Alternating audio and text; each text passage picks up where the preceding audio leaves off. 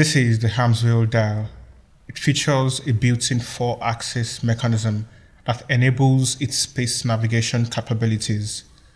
The Ahmsville Dial, however, is not the subject of this video. The subject is the SpaceNav mechanism. In this video, I'll be sharing with you the design and the assembly of the SpaceNav mechanism. So if you're just curious, or if you like to use this mechanism in your own designs, this video is for you. To establish what this mechanism is designed to achieve, basically, I wanted a mechanism that allows movement in 4 axes. It needed to be 3D printable, but also be as small and as strong as possible in order for it to support the top half of the Ahmsville Dial. I went through a lot of iterations to get to this design, and even now I'm still finding ways of improving it. The mechanism moves in the 2D plane with the help of 4 extension springs. The arrangement of these springs might look odd at first, but when I put in the force direction arrows, you can easily see how they help center the mechanism. With just this parallel pair of springs, there will be a twisting force in the clockwise direction imposed on the center body. With the second pair, there's an equal and counterclockwise twisting force imposed on the center body. With all 4 springs, the net force on the body is 0, so it stays perfectly suspended in the center. Here you see what happens as I take out each spring.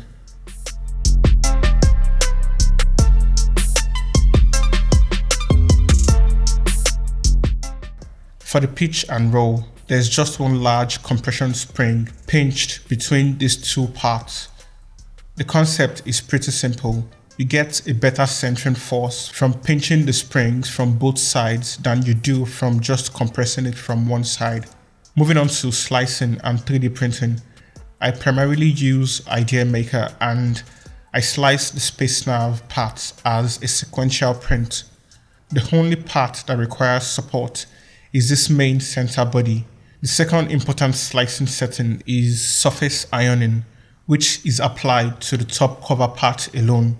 This helps the mechanism slide smoothly on the 4 right angle hinges that hold it up.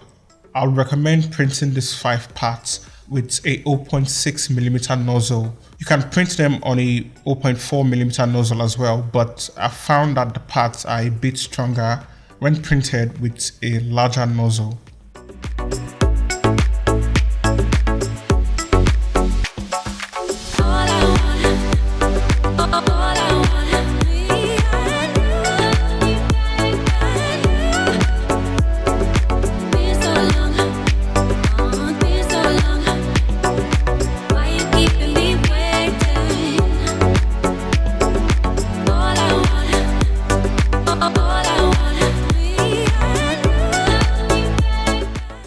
The rest of the parts, which are quite small, I tend to print on my Innet A8 with a 0.4mm nozzle. For hardware, you need M1.4 by 6mm and M1.4 by 4mm self-tapping screws. The extension springs are 3mm in width, 10mm in length, and 0.3mm wire thickness. The compression spring has a diameter of 14mm, a length of 10mm, and the spring thickness is 1.2mm. The final part is a M2 by 5mm brass rivet with a head diameter of 4mm. I'll have a link to all these parts in the video description. It seems my filament has a bit of moisture in it, so here I'm doing a little cleanup before proceeding with the assembly.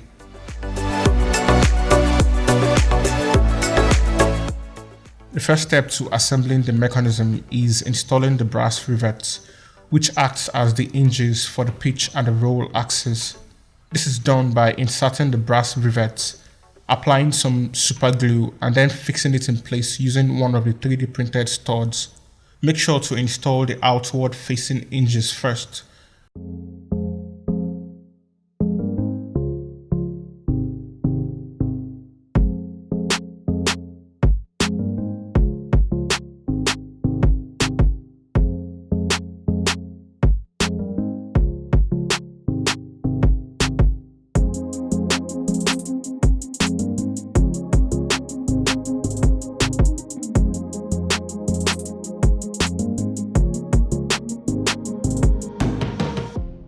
The same process is then repeated for the inward facing hinges, and I just kind of push the center part from both sides until it's perceptively centered and free to move.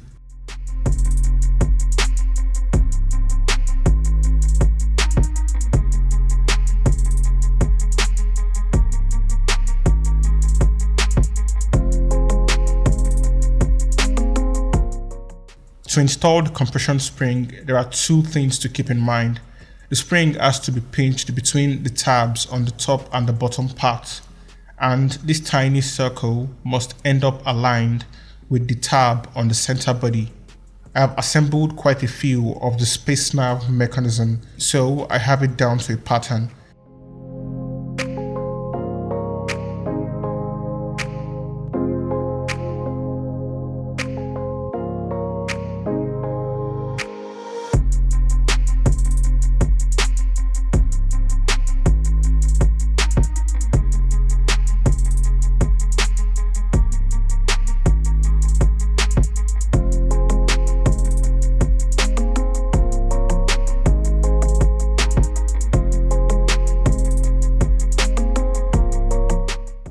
Installing the compression spring is maybe the most tricky part of this assembly, so take your time and try not to get frustrated. You can tell the spring is in properly when one of its ends stops at the tab designed into the main body. You can then twist to align the brass rivets with the slots that's cut out for them. The top cover goes on next, and that's secured with 4 M1.4 by 4mm self-tapping screws.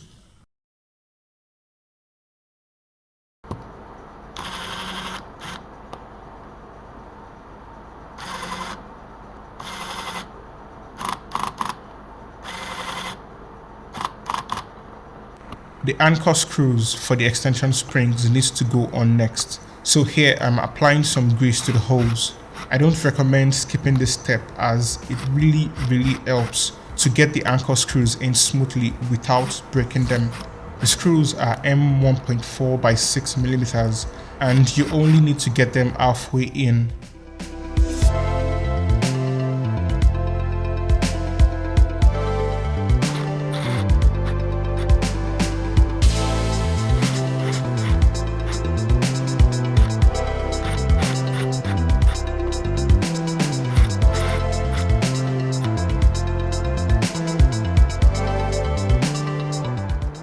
The next step is installing the main body to the base.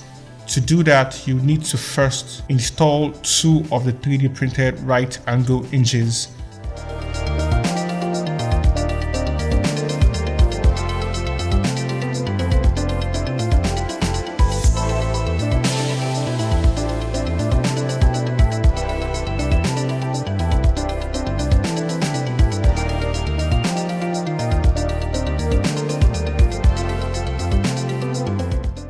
Put the 2 parts together and then glue on the remaining 2 hinges.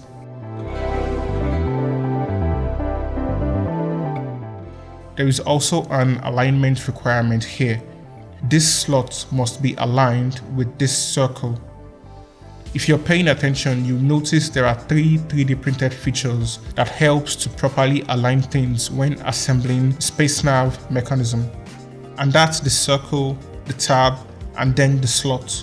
If all these features align, then you know the mechanism is assembled properly.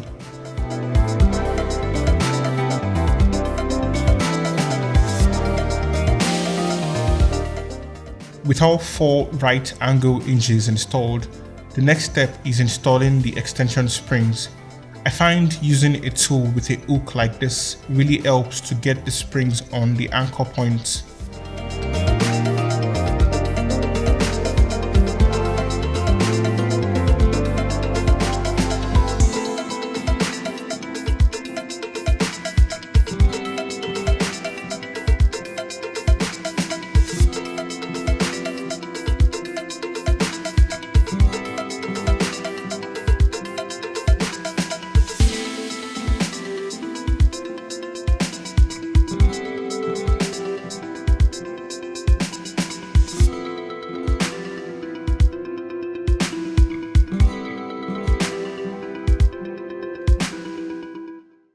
final step is to install the magnets used to record the planar movement. You'll see here that I have one side of the magnets marked as south.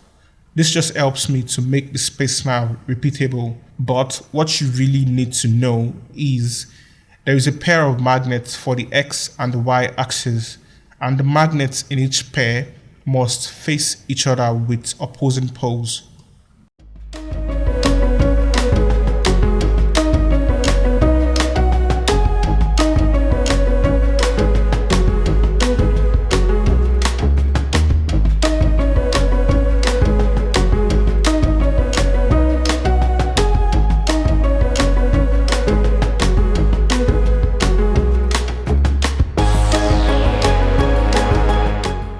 With that, the SpaceNav mechanism is done. You can head to the Ahmsville Dial repository for the CAD files for the mechanism.